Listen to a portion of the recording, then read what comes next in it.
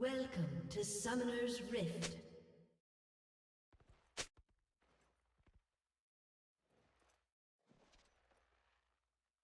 "30 seconds until minions spawn.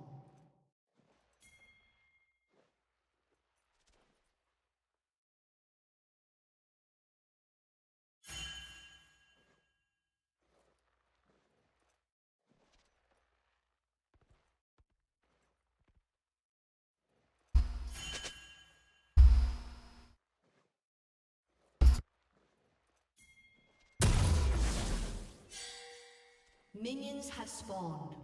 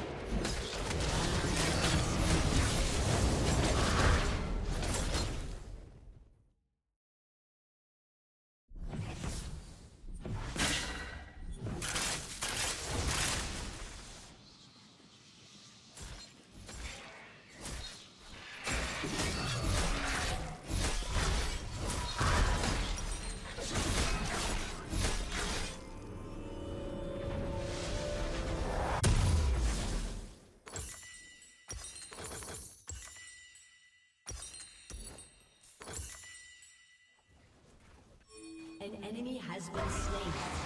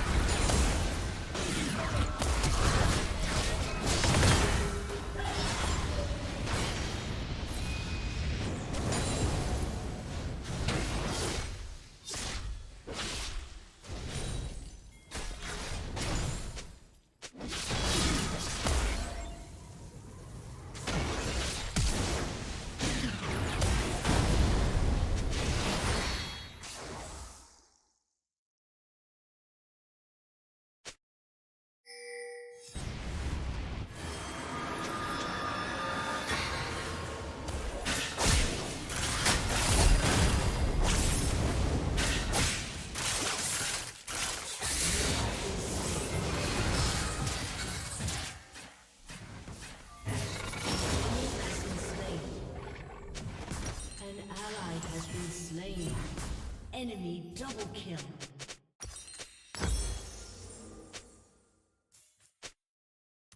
Your turret has been destroyed.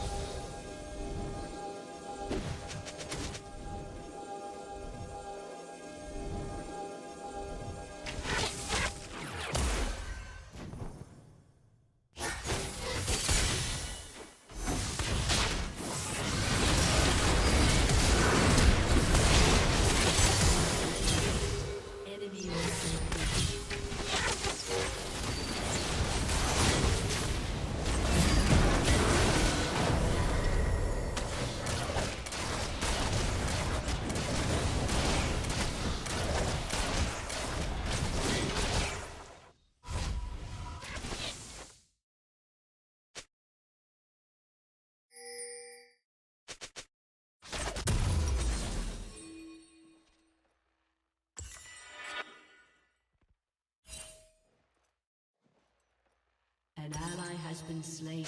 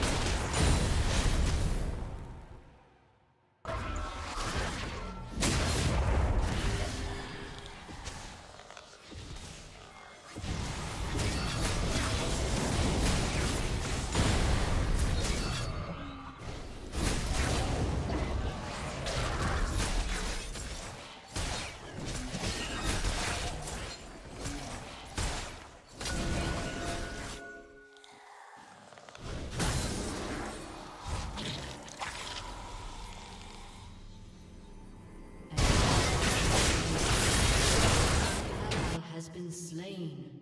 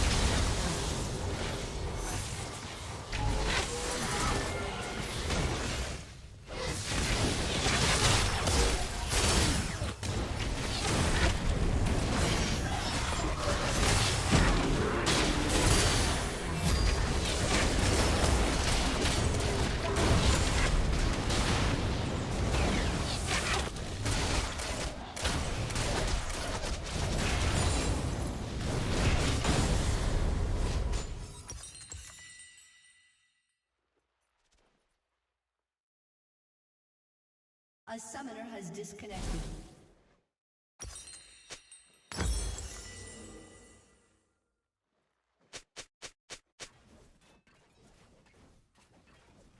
A summoner has reconnected.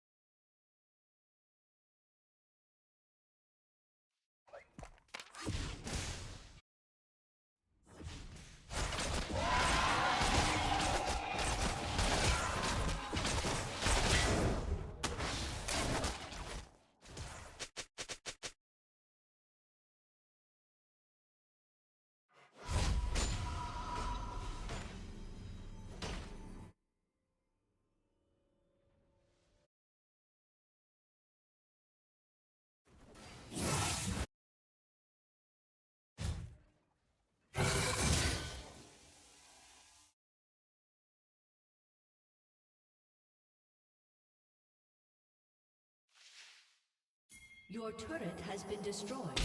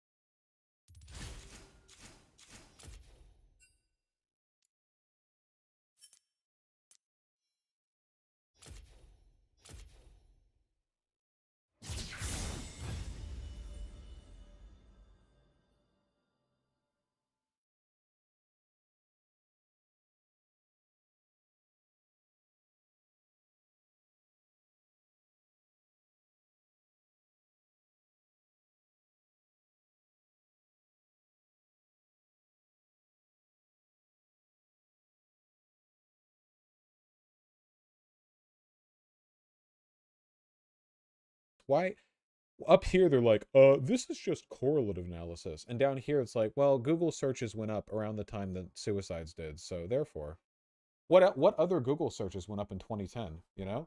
What else was popular back then? Neopets? Was Neopets a thing back then? What about Rage comics? Wait, hold on. Hold on.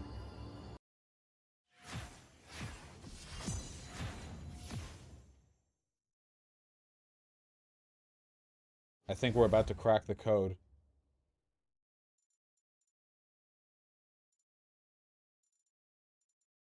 Boom. Boom. Boom. Uh-oh.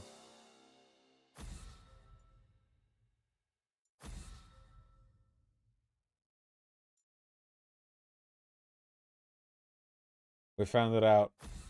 We figured it out, lads. Yeah, what about Minecraft?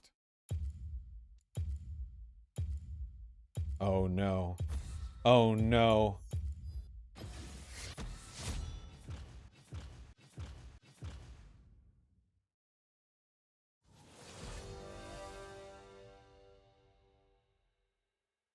Put over a chart of suicide hotline? Oh shit, hold on, wait.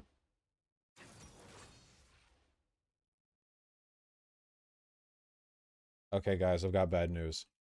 Minecraft is way more popular than suicide. It doesn't even show up. I guess that's a good thing, right? I mean, it would be pretty depressing if suicide hotline was like, yeah, this is good. let's just accept that's a good thing. Okay, anyway, we're reading some stupid shit. Pigeon, can I help you? That's what you sound like, Pigeon.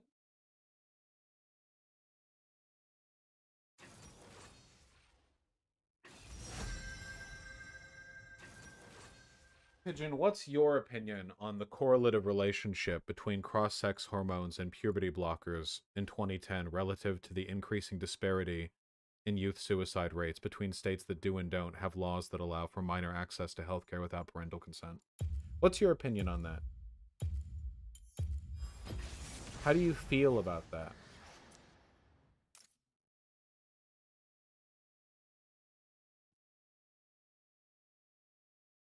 Yeah, okay.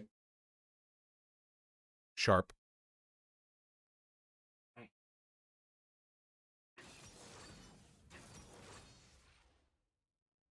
I don't feel good about it, yeah.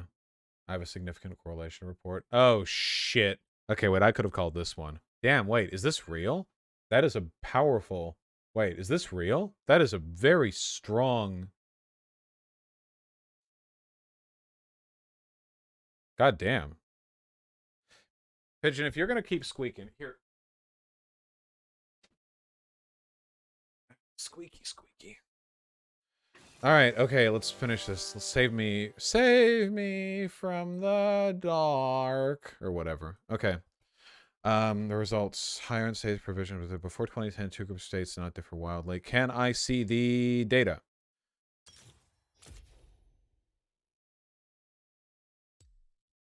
Rather than being protective against suicide, the pattern indicates easier access by minors to cross-sex medical intervention without parental consent associated. Again, wait, SDL, you have to tell me if I'm missing something here.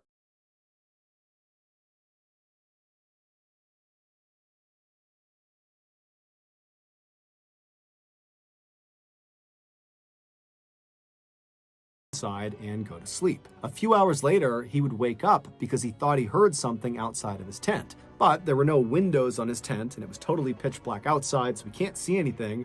And so he's just laying there listening, trying to discern what's going on outside.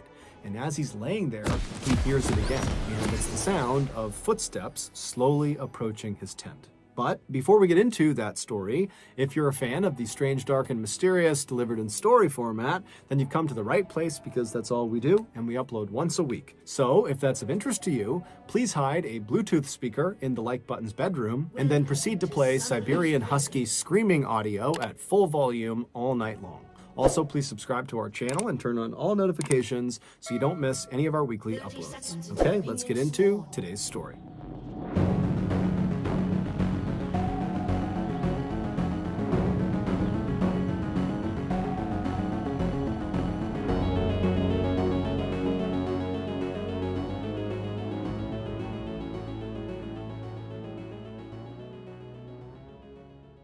In 2007, the now famous cult classic movie, Into the Wild, was released to movie theaters for the first time. The movie, which is based on a true story, centers on the life of a young man named Christopher McCandless. In 1990, Christopher graduated from a really good school with honors, and by all accounts, he could have gone on to get a really good, high-paying job, but Christopher didn't want a job. He wanted freedom. And so without telling his parents, because they would not have been happy about this idea, he gave away all of his possessions, he gave all his money to charity, and he headed off to Alaska to live off the grid by himself. He eventually would find this rusted-out old city bus in the middle of the Alaskan wilderness, and he would make this bus his shelter, and he would live inside of this bus for 113 days before he unfortunately died of starvation. While Christopher's story is obviously tragic, the movie about his life, Into the Wild, really focuses on Christopher's unrelenting spirit and his constant drive towards getting the thing he wants the most, which is freedom.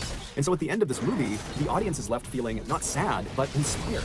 Inspired to take big risks in life and seek out adventure before it's too late. One audience member who was totally inspired by Christopher McCandless's life story was an 18-year-old young man named Matt Higgins who lived in Oregon. Matt was about to graduate high school, and unlike a lot of his peers, he had no idea what he should do after graduation, whether it was get a job or go to school. But after watching Into the Wild, a third option appeared to him, which was to head off into the wild, just like Christopher McCandless had done, except not permanently. Matt quickly fell in love with this option. He viewed it as a chance to kind of take a break from reality and go find himself, and then at the end of his stint in the wild, he could come back and, get a job or go to school. And so Matt's official Into the Wild plan was that he would graduate in 2007, and then in the spring of 2008, he would hike the entirety of the California section of the infamously rugged and beautiful Pacific Crest Trail. And he would do this all on his own. This section of the Pacific Crest Trail that he planned on hiking was roughly 1,700 miles long. It began on the border of Mexico in Southern California, and it wound its way north up to the border of Oregon. The trail cut through deserts and up and over mountains, and there was lots of dangerous wildlife to contend with. And on top of that, there were many points along this trail where hikers were very isolated. They were not anywhere near civilization, and so if anything were to happen to them, they'd be on their own. And so naturally, this hike was not a beginner hike.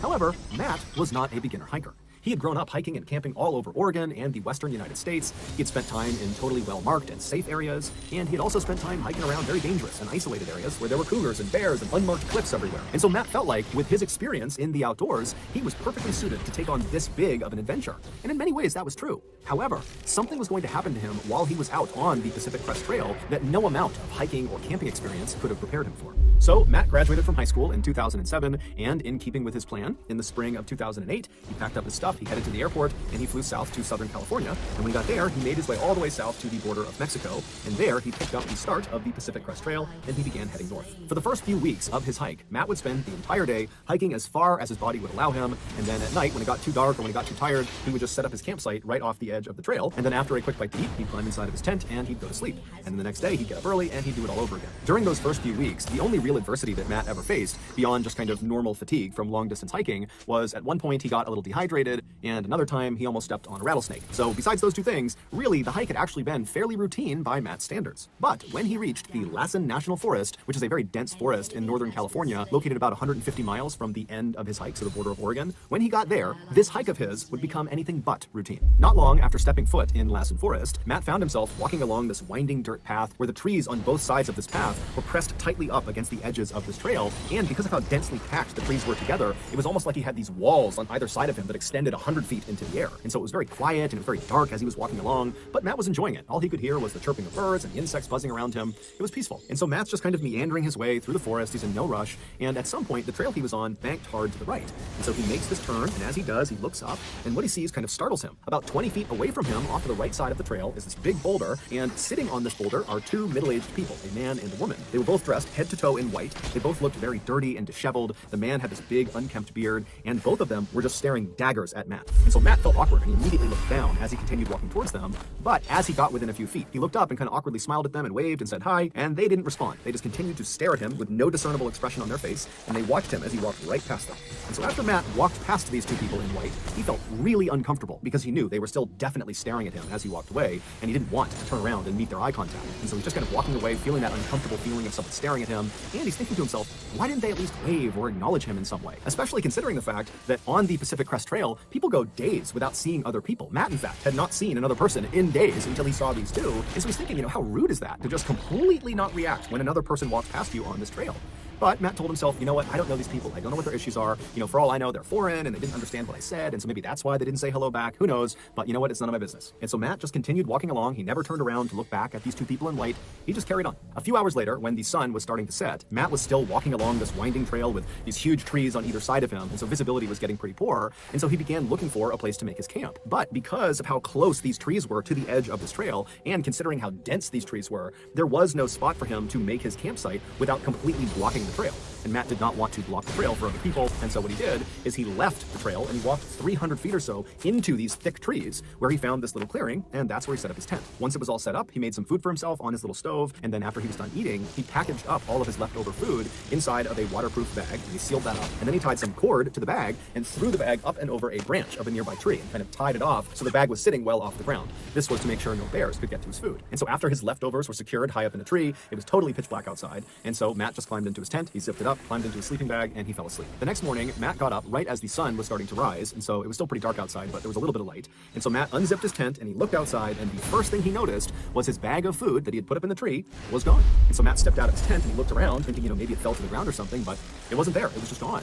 And so Matt thought to himself, I didn't hear anything last night, but I guess a bear must have come into the campsite, found the food, and run off with it. And so Matt began walking over to the tree where he had strung the food up to begin looking on the ground for bear prints to confirm his theory that that was who took his food. And so he walks over, he's looking around, he doesn't see any bear prints, but he does see 2 sets of human boot prints, neither of which were his. And before he could even process that, he realized these prints, these human prints, were not just underneath this tree where the food was. These prints, as he looked around him, extended all the way up to his tent and all around his tent and all over his campsite. And so as Matt is looking at this crazy trail of human prints all over the place, he's thinking to himself, how is this possible? I went to bed last night when it was already pitch black outside, and I got up basically right at sunrise, so it was still dark outside. So these 2 people that were walking all over my campsite and cutting my food down, they somehow navigated here 300 feet off the main trail in the middle of nowhere. They navigated here in total pitch blackness, and they did it silently without waking me up. How is that even possible? And so after running through this thought process, Matt realized the only logical conclusion was that the 2 people he saw on the rock, the people in white, had followed him after seeing him. They saw where he left the trail, and they had waited until he fell asleep and then snuck out and robbed him. As Matt's thinking about this, he suddenly realized that maybe they're still around. Maybe he's still being watched. And so he began whipping his head around, looking in all directions, almost expecting to see the man and the woman in white kind of poking out from behind a tree. But when he looked around, he couldn't see anyone. However, he started to get that sense that he was being watched. And so feeling really uncomfortable, he quickly packed up his campsite and walked as quickly and calmly as he could toward the trail. And as he walked, he kept thinking to himself that these people are going to jump out from behind a tree, or they're going to grab me from behind, and so he's walking faster and faster and faster, and he finally gets to the trail, and he looks down the trail and up the trail, he kind of looks all around, he doesn't see anybody, and so he tells himself, okay, they're gone. So he took a deep breath, he composed himself, and he started walking north again along the trail. Matt walked for several hours, periodically looking over his shoulder, again expecting to see the man and woman in white, but he never did, and eventually this narrow path kind of cutting through the dense forest opened up to this big beautiful field, and by that point the sun was high in the sky, and so Matt's walking in this very beautiful open area. He can see in all directions, there's sunlight beaming down on him, and so even though he was totally rattled by what had happened the night before, he found himself kind of becoming more at ease about the situation. He was far less paranoid, and he began telling himself, as creepy as it is that those people in white almost certainly followed him and snuck up on his campsite in the middle of the night, as bad as that is, he thought, they probably were just super hungry and they clearly needed the food more than he did, and so those people, they can have my food, whatever. And so Matt just continued on telling himself he would never have to deal with the people in white ever again. However, he would be wrong. Over the next 3 days, Matt continued making his way north through the Lassen Forest, and the trail he was on would weave between those big, beautiful open areas, back inside those very densely forested areas where the trees were practically right on top of you. And during those 3 days, Matt did not see the people in white. He did not have any nighttime encounters with anybody, nothing got stolen, and so that only reinforced the idea that, he had been a target of opportunity, they had taken what they wanted from him, and they were no longer following him. But on the 4th day, after the food stealing incident, things would get spooky for Matt again. On that 4th night, Matt was once again forced to leave the trail he was on. He was in one of those very densely forested areas and walk well off the trail to find a clearing for his tent. And so he walked, several hundred feet away. He finds this clearing. He sets up his tent, and then also he sets up a perimeter of sticks all around the outside of his campsite. This was a precaution he had begun taking after the food stealing incident. These sticks were an early warning system where if an animal or person came too close to his campsite, they would step, in theory, on these sticks and they would break and they would alert Matt in the middle of the night. And so after his campsite was all set up and all prepared, Matt sat down and had a quick bite to eat, and then after storing his food, he climbed inside of his tent and he fell asleep. Before we finish the story, I want to tell you about today's sponsor, HelloFresh. Are you tired of spending hours and hours in the kitchen preparing the perfect fermented walrus tail and cobra heart soup, only to be met with looks of disgust from your dinner guests? Hi, I'm Mr. Ballin, and I had the same problem you did until I realized fermented walrus tail and cobra heart soup is just gross, and you should not be serving that to your dinner guests. Instead, serve them a meal from HelloFresh. HelloFresh is a meal service that sends actually good-tasting food right to your doorstep. Between menu items like cheese-stuffed burgers with pesto aioli and grilled salmon with balsamic tomatoes, you are bound to finally wow those finicky dinner guests at your next summer barbecue. And don't worry, HelloFresh recipes are very easy to follow, and they make for a joyful cooking experience for you and your family. Speaking of family, HelloFresh has a very popular kid-friendly line of recipes that are perfect for families looking to try something new while school is out for the summer. So if you're ready to finally stop jam-packing your fridge full of all those uneaten fermented walrus tails and cobra hearts, packing your fridge full of uneaten fermented walrus tails and cobra hearts, then you need to sign up for HelloFresh today. To do that, go to HelloFresh.com and use code MrBallin16 for up to 16 free meals and 3 surprise gifts. Again, go to HelloFresh.com and use code MrBallin16 for up to 16 free meals and 3 surprise gifts. Okay, back to the story. A few hours later, Matt suddenly woke up. Now, when he woke up, he opened his eyes, but it's pitch black in his tent, there are no windows in his tent, and it's pitch black outside, so even with his eyes open, he can't see anything. And so he's just laying there with his eyes open, but it's total darkness, and he's just listening intently, because he doesn't really know why he woke up, if something startled him, or if there's no reason at all. And so he's just laying there and he's listening, and as he's listening, he hears the distinct sound of something stepping on one of the sticks in his perimeter. And so he hears the stick break, and his heart just starts racing, because he knows that an animal or a person is just a few feet away from him. And so instinctively, he kind of begins to pull his arm as quietly as he can out of his sleeping bag, and he reaches over and he grabs his hunting knife. And as he grabs the handle of the knife and he brings it closer to him, he hears the sound of more footsteps. Whatever has stepped on the stick has not slowed down at all. They don't care about the sound they just made. They're still moving towards his tent. And so Matt's starting to get really freaked out because he knows that, it could be an animal, but just a couple of days ago, 2 people were in his campsite stealing his food and walking all around his tent. And so that's what's going through his head. And so Matt's laying there preparing himself to potentially have to slash out if anybody came close to his tent. I mean, he's in the middle of nowhere. If a person is out here, it's not his friend. And so he's laying there, he's been shaking, he's listening really intently, and the footsteps are just getting closer and closer and closer to his tent until they stop right next to his head. They are literally about a foot away from him. And so he can't see anything. He's just listening really intently, and then he starts to hear whispering. But the whispering is not coming from this person right here. The whispering is coming from everywhere in the forest. It's coming from all different directions. And so Matt doesn't know what to think about this, and as he's hearing this whispering, which is getting more and more frantic, whoever is standing right outside of his tent begins circling his tent. So now he hears footsteps just walking in a circle around his tent while frantic whispers are coming in from all directions. And so at this point, Matt is so terrified, he's just frozen. He knows that he's holding that knife, but he won't be able to do anything with it. He's just petrified. And then as soon as this total nightmare had begun, it just stopped. The whispering, silence. The footsteps stopped. And so in a way, it was kind of relieving, but in another way, Matt's laying there thinking, I want to hear the sound of footsteps retreating into the forest, leaving, but I haven't heard that. It went from footsteps all around the tent and whispering everywhere to silence, as if whoever is out there is still out there. And they're just standing there waiting for him, and because it's so dark, he can't even look. He can't look outside and see. And so he's left just laying in his tent, wondering if 1, 2, 3, 4, 5, 10 people are just waiting outside of his tent. He's got no idea. And so finally, the sun would come up in the morning, and again, Matt has not heard the sound of retreating footsteps. And so maybe they're still just standing outside. But once the sun had totally come up and there was some light outside that he could see through his tent, Matt decided he just had to check. And so he reached over and he quickly unzipped the flap of the tent and he looked outside. He didn't see anyone. He leapt outside with his knife, ready to confront anyone who was out there, but there was no one. And so Matt, he's not thinking, oh great, they're gone. He's thinking, are they just like a few feet away, hiding behind trees? And so for a few minutes, Matt just began looking all around his campsite, kind of expecting to see, those people in white or other people he doesn't know, but he doesn't see anyone. And then Matt starts thinking to himself, was this just a nightmare? Did that not even happen? Am I imagining this? But when he looked down, he saw clear boot prints all over his campsite, including a nice track all the way around his tent. And so this nightmare really had played out in real life. And so he quickly gets everything back into his pack, he throws it on his shoulder, and he just starts running back towards the trail. And when he got to the trail, he continued running north. And as he's running along and looking over his shoulder the whole time, he's telling himself, I just need to get out of Lassen National Forest. I need to get out of the people in white's turf, get away from this place, and I'll be left alone. And so that motivated him to spend the whole day moving as fast as he possibly could, and by that afternoon, he had finally escaped Lassen National Forest. He was out, and he was in one of these smaller towns that kind of butted up alongside this forest. And so that night, he camped out right near this town. He wanted to be as close to civilization as possible to ensure his safety. And so as he's laying in his tent that night, he began thinking about what had happened over the past couple of days. At this point, he was nearly certain that the people in white that he had seen on that boulder, they had to be behind these nighttime encounters. They just had to be. And so he's thinking to himself, okay, well, the first encounter I had with them, when they stole his food, yeah, that's creepy, but it makes sense. They followed followed him, they went to his campsite, they stole his food. Okay, fine. That makes sense to him. But the second encounter, the one that had happened the night before, that didn't make any sense. Assuming it was, again, the people in white responsible, that meant they had been following Matt the whole time, and he had not seen them somehow, even though over the last couple of days, he had been looking over his shoulder constantly, looking for those people. But he didn't see them, and they still managed to follow him all the way over several days to this other unmarked campsite, hundreds of feet off the main trail. So how did they do that? And then two, once they were at his campsite, and he's laying there listening to them, walking around the campsite, whispering to each other, what were they doing? And then how did the footsteps and whispering just stop immediately, and he didn't even hear the sound of them retreating into the woods? How did they do that? And so Matt would go over this and over this until finally he would fall asleep. And then the next morning when he got up, it was the first thing he was thinking about, the people in white. What were they doing and why and where were they? And so as Matt packed up his campsite that morning, it did cross his mind, that maybe he should just stop the hike right now and call his family, have them come pick him up and get out of here. But this hike, this huge hike he had planned, was really important to him, and he was only about 100 miles away from the finish line, which meant he had already hiked over 1,600 miles, and he just didn't want to quit. He wanted to finish what he started.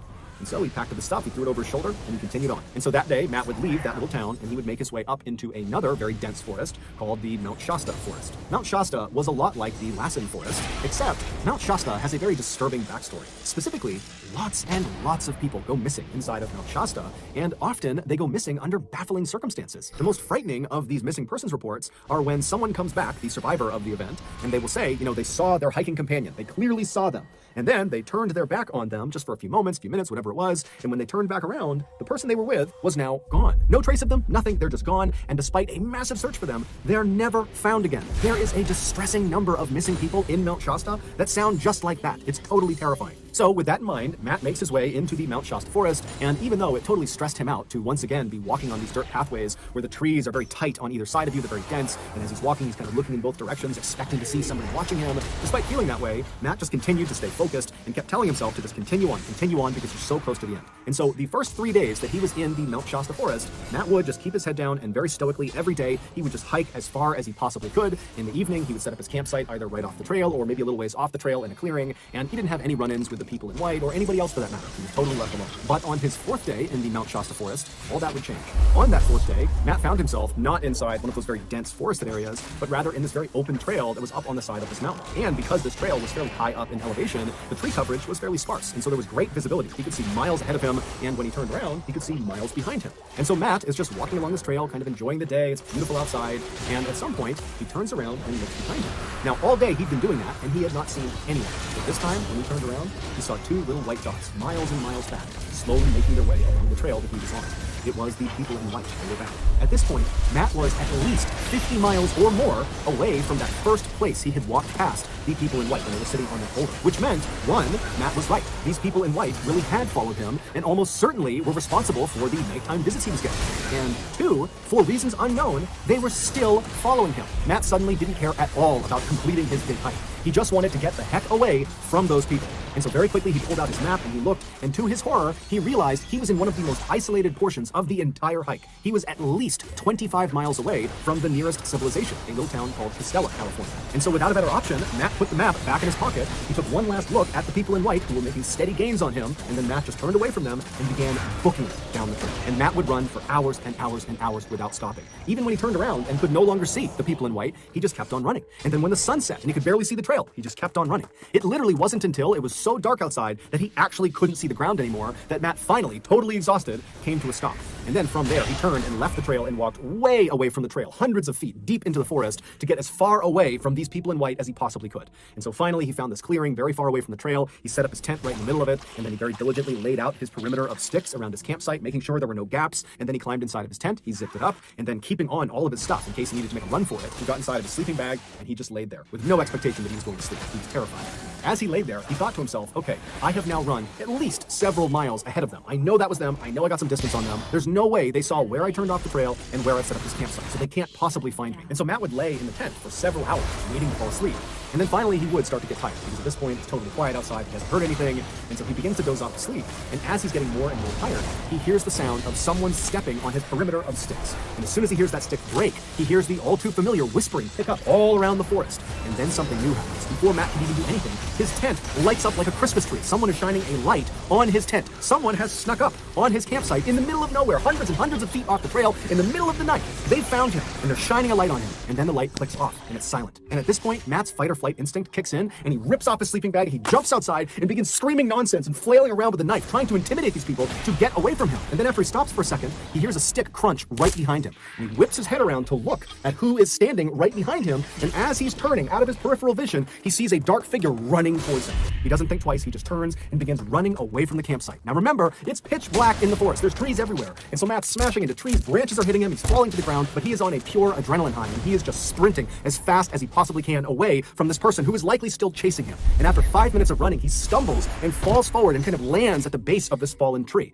The tree had landed in such a way that it was kind of propped on a rock, so there was a small gap underneath the tree. And so Matt, thinking quickly, kind of slid himself underneath this log and positioned himself so he was looking back in the direction he was running from. And as he laid there, he saw in the distance this light bobbing around. These people are looking for him. They're searching the forest for him. And so he watched in horror, tucked underneath this log, as whoever had the light and whoever else was with them, they moved closer and closer and closer, but they did not find him tucked underneath the log. They just walked right on past him. And so Matt would remain underneath this log all night until finally the sun came up. And at that point, even though it was fairly obvious that whoever was looking for him, they were now gone, Matt was still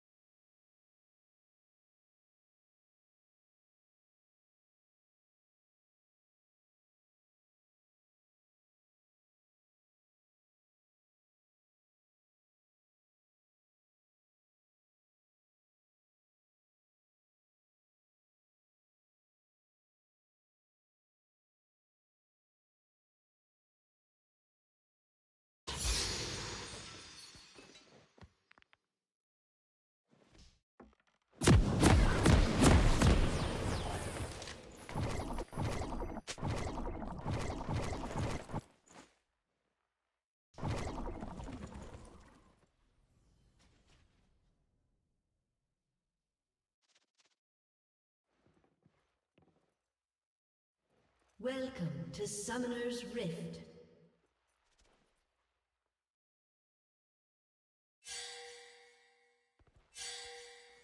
"30 seconds until minions spawn.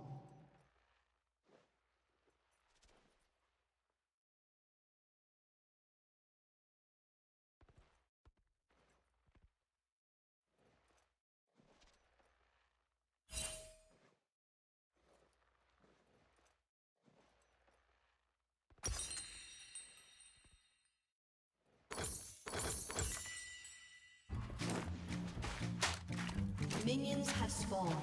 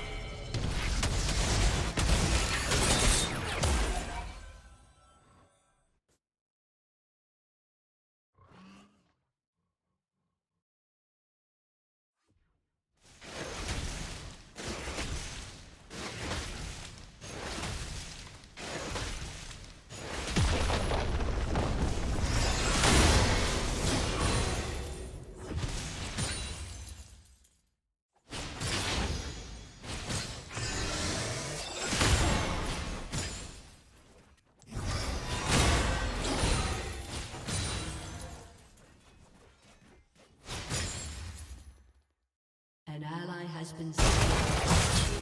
An enemy has been slain.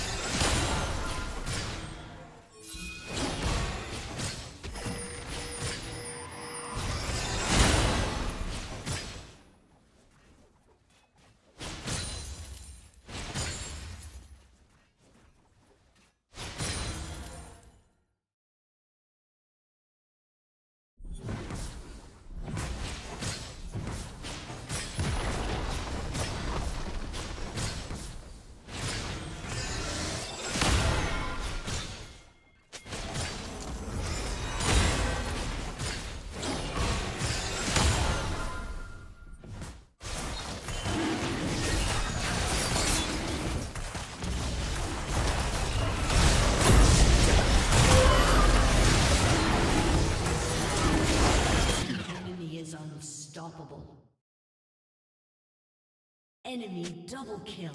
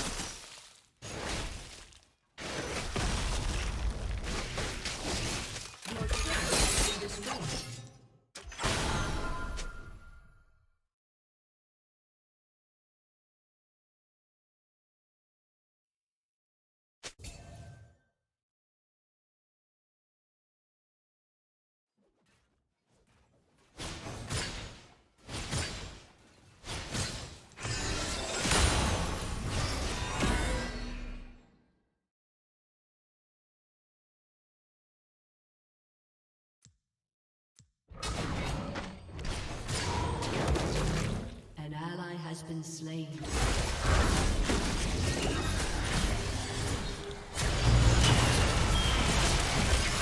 Shut down.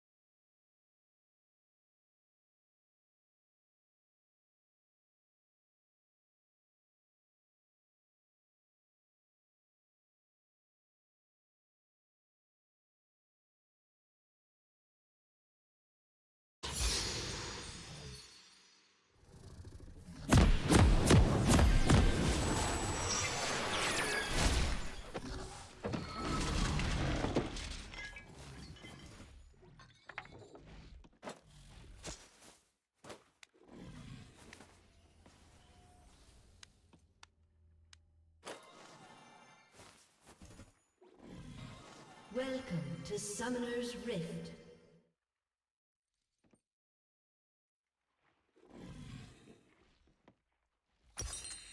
"30 seconds until minions spawn.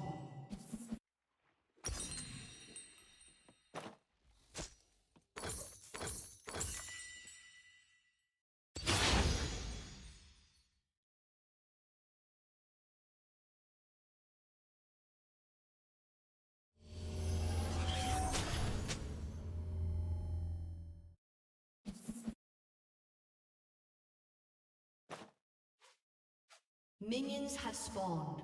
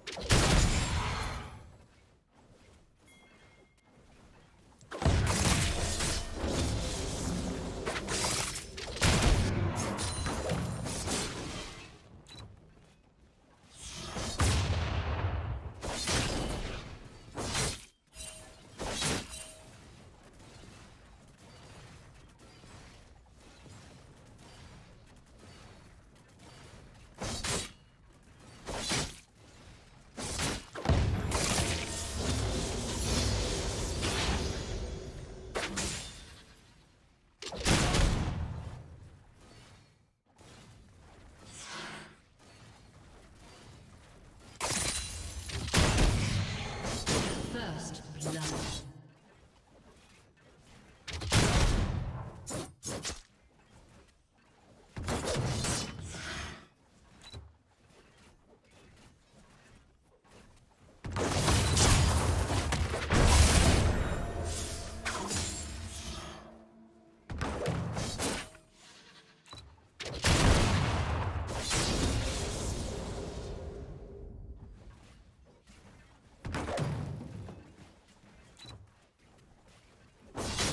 An ally has been slain.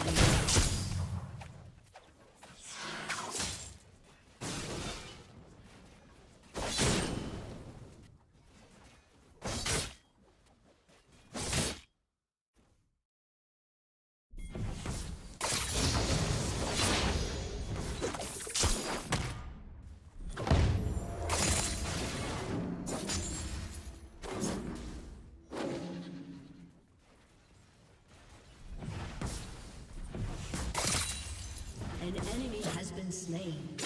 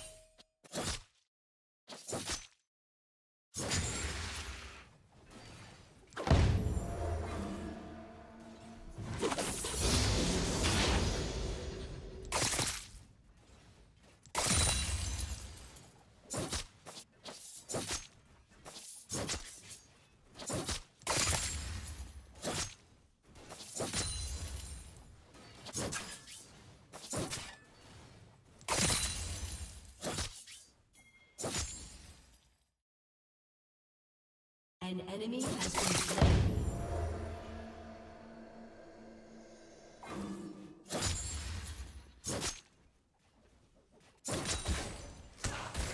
An ally has been slain.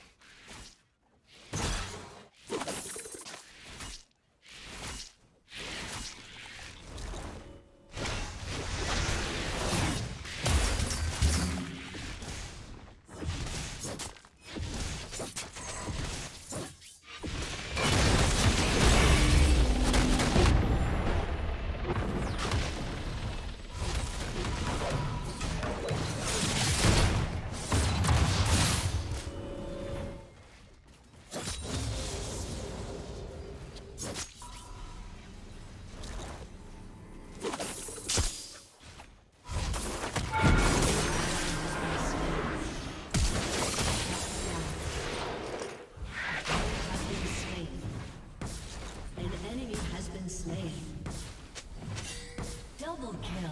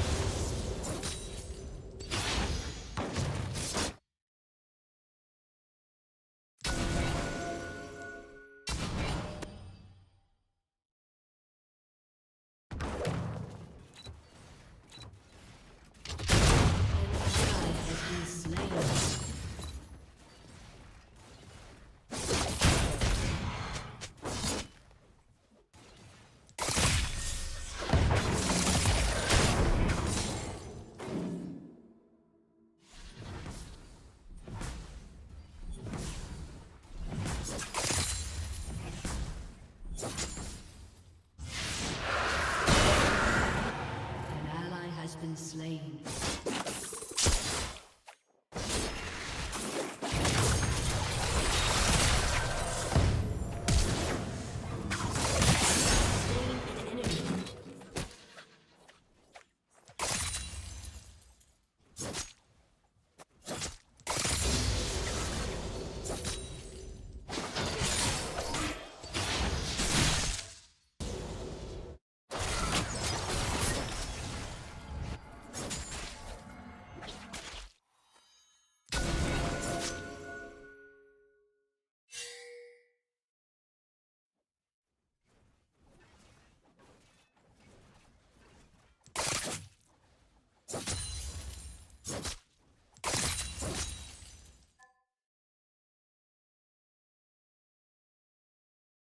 Enemy killing spree.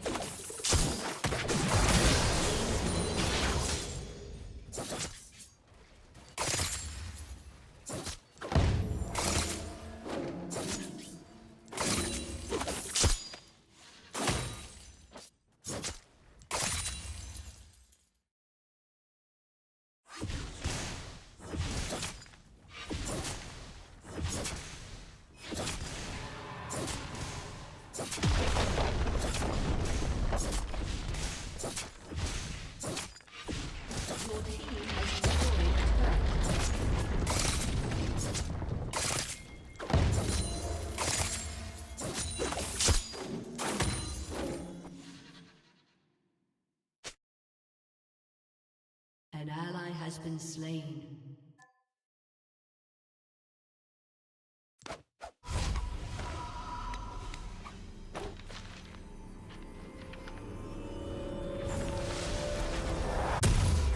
Shut down.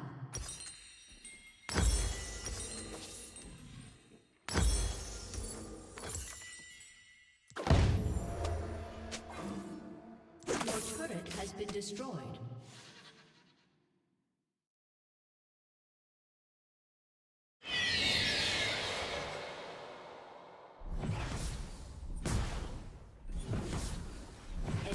Has been slain. An ally has been slain. Enemy double kill.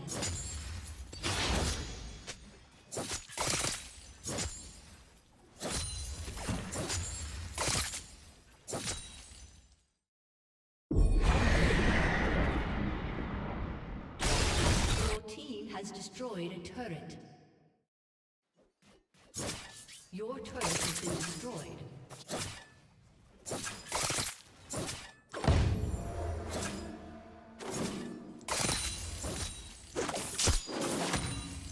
Your turret has been destroyed.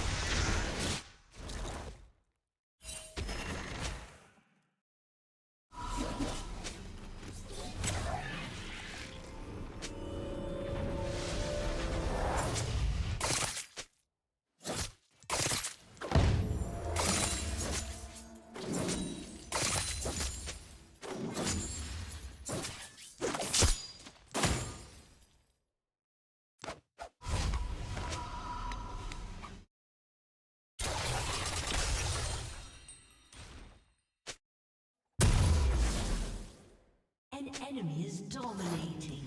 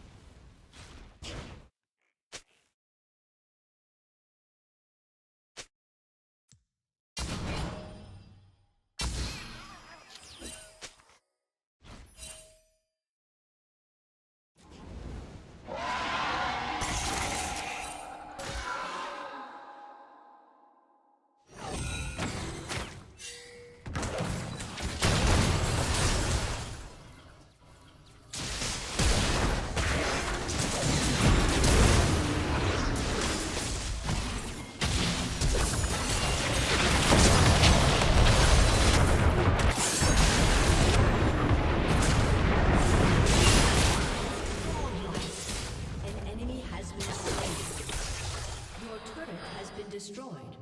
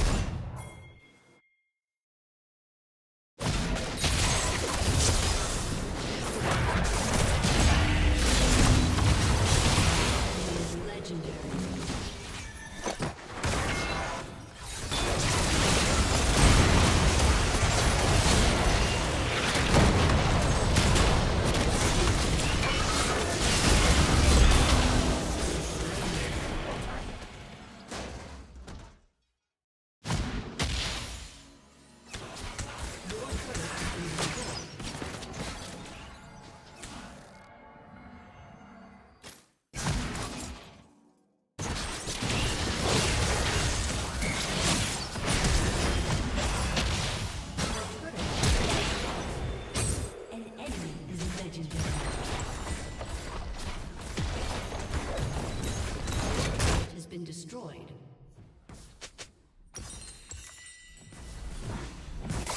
Your inhibitor has been destroyed.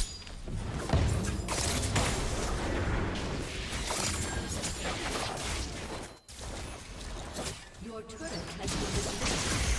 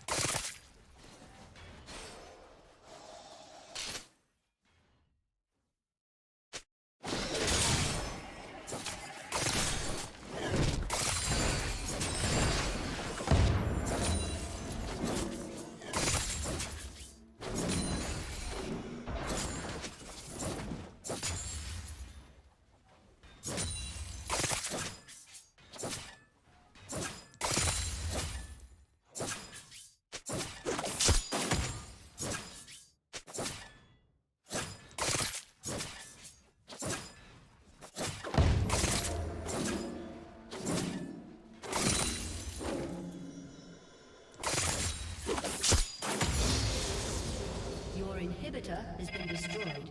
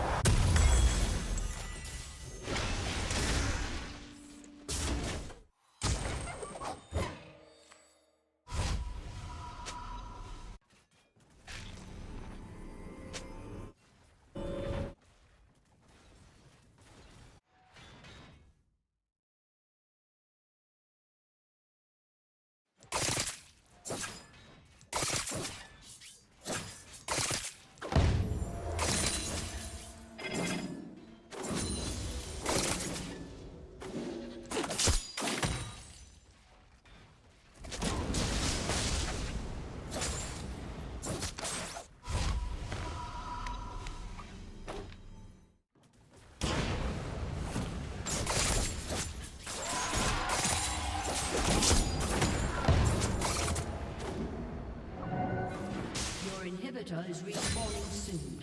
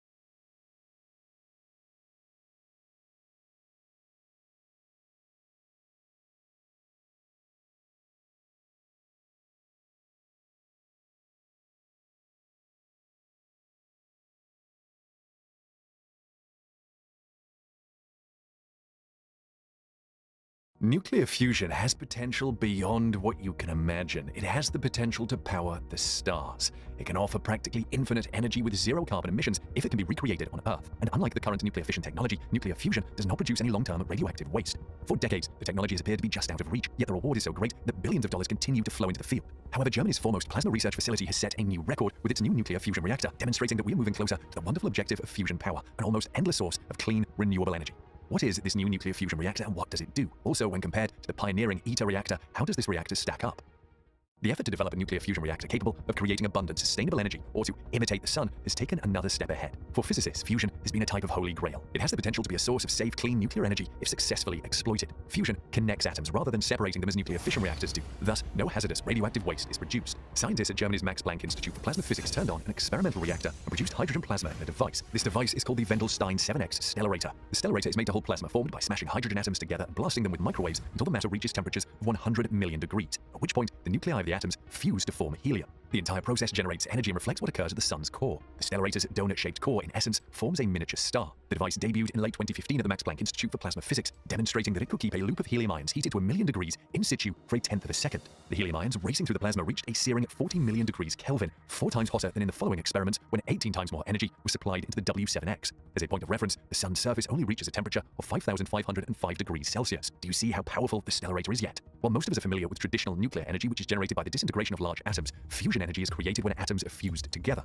It's the most promising energy source of the future because it doesn't produce the same radiation troubles as atom splitting power. Aside from the radioactive panels that line the reactor's interior walls, fusion is the cleanest kind of electricity generation. We must give them a big, forceful kick. That is something in the area of 100 million degrees of kicking, which necessitates a special type of machine. There are 2 types of these that are now promising, and W7X is one of them. The electromagnetic fields generated by the resultant plasma are used by machines like MIT's Alcator CMOD tokamak to help keep the writhing jelly donut of charged particles in line. With a hot, slam-dancing cloud of particles in place, fuel injection produces incredible amounts of energy. However, it's plagued by instabilities that make power generation a fleeting affair. Meanwhile, stellarators like the W7X use banks of magnetic coils to contain the plasma, giving them more control and allowing the hot ring of helium jelly to swirl for longer periods. Even though they don't quite match the output of the tokamak, W7X's 15-meter-wide machine appears to have shown as a method to bridge that gap. The ITER nuclear reactor is another technology that is expected to usher in a new era of nuclear fusion power. ITER is the world's first and largest machine of its kind, currently being built at Cadarache, a French scientific research center specializing in nuclear power research. The machine would produce 500 megawatts of power by fusing 2 different types of hydrogen, referred to as deuterium and tritium. That's 10 times the amount of energy it would take to run. ITER, when finished, will have a diameter of 100 feet and a height of 100 feet, making it a new type of nuclear fusion device. It will be the world's largest magnetic confinement plasma physics experiment and the largest experimental tokamak nuclear fusion reactor when the reactor and first plasma are completed in late 2025. In the same way that a tokamak uses huge superconducting magnets to suspend hydrogen plasma and heat it to the temperatures and pressures required to fuse the material into helium, a stellarator does the same. The Wendelstein 7X is made up of 50 superconducting magnet coils that are approximately 3.5 meters tall. Instead of the torus or donut shape of a tokamak, the stellarator locks the plasma in a twisting and spiraling configuration. The electrons and ions in a tokamak are induced to flow around the tube as an electric current by a transformer-like arrangement. This current forms a vertical looping magnetic field which, when combined with the field already running the length of the tube, produces the spiraling field lines required.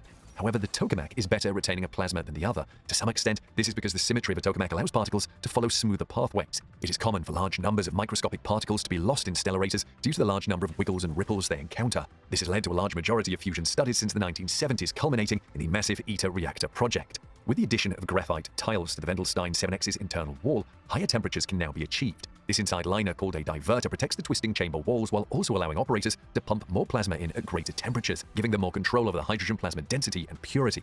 The Wendelstein 7X stellarator has been optimized to show that power facilities using stellarator-type fusion reactors are feasible. In order to overcome the drawbacks of previous stellarators, a tremendous deal of theoretical and computational effort was put into designing the magnetic field that keeps the heated plasma contained and away from the vessel's sides. One of the primary objectives was to limit the plasma's energy losses due to the magnetic field's ripple.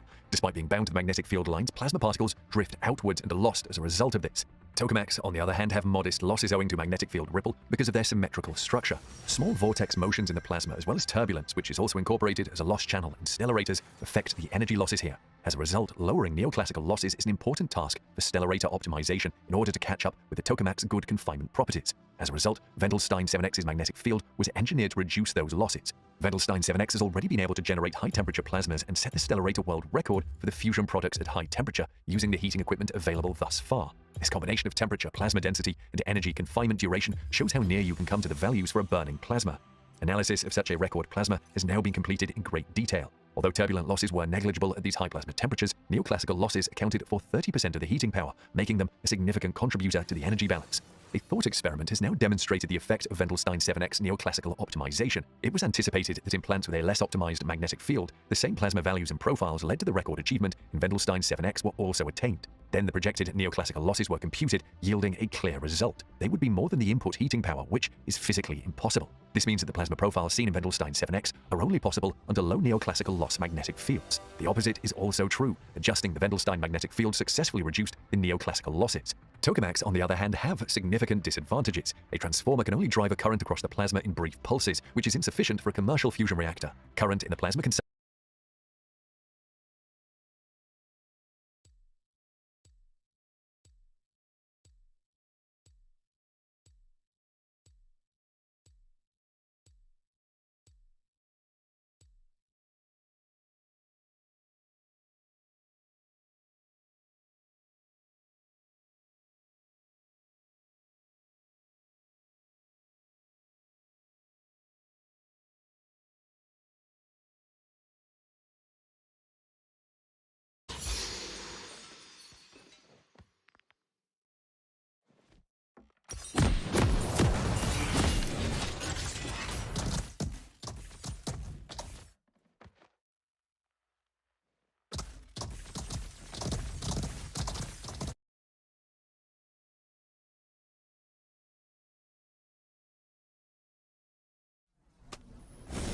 Welcome to Summoner's Rift.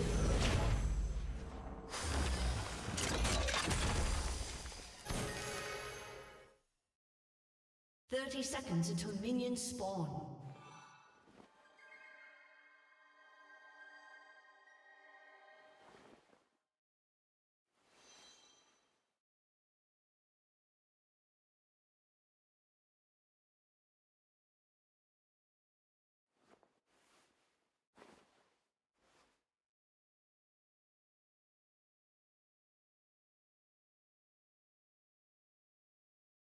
Minions have spawned.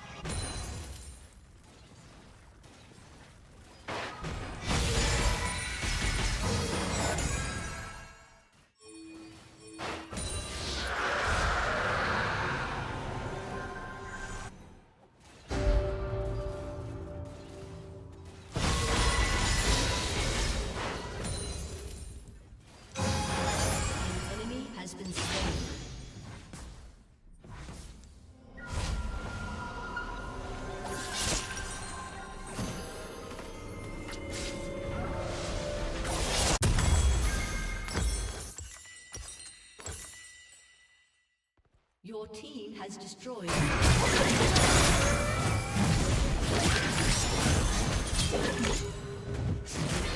has been slain.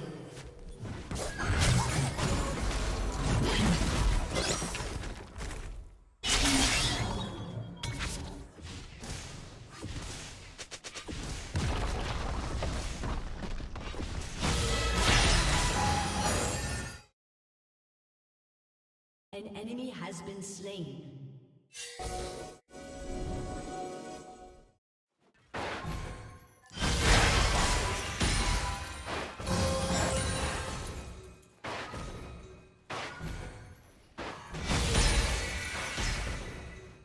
Rampage.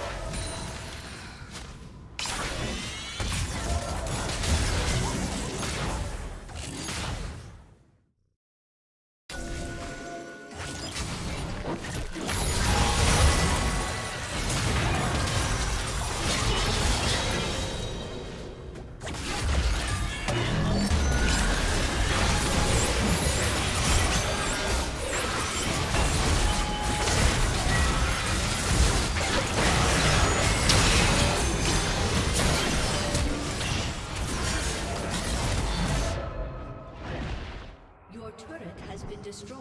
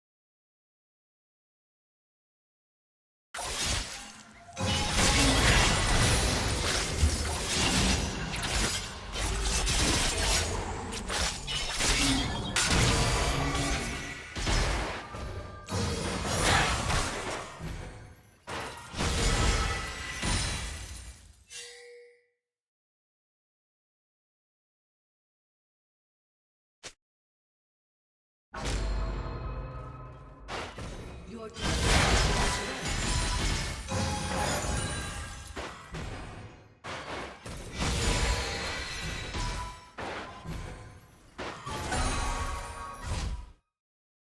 An ally has been slain.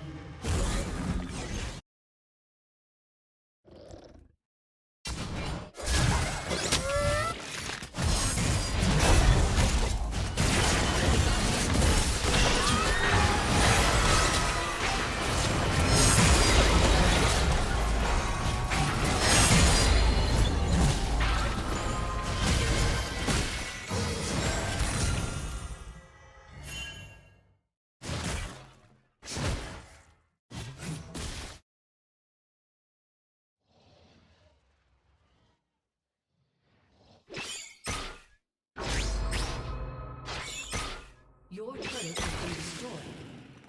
Your team has destroyed a turret.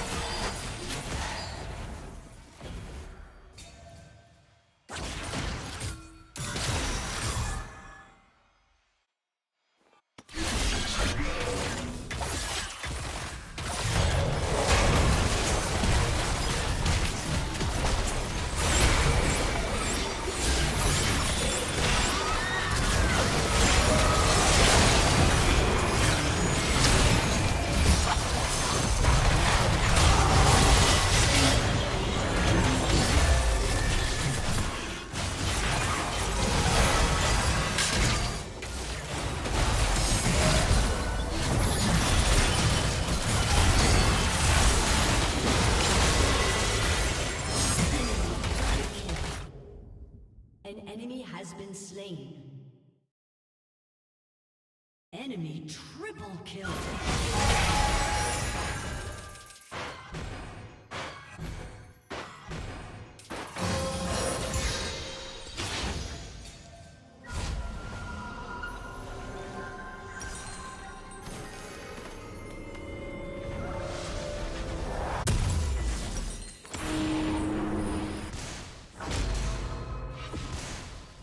Your turret has been destroyed.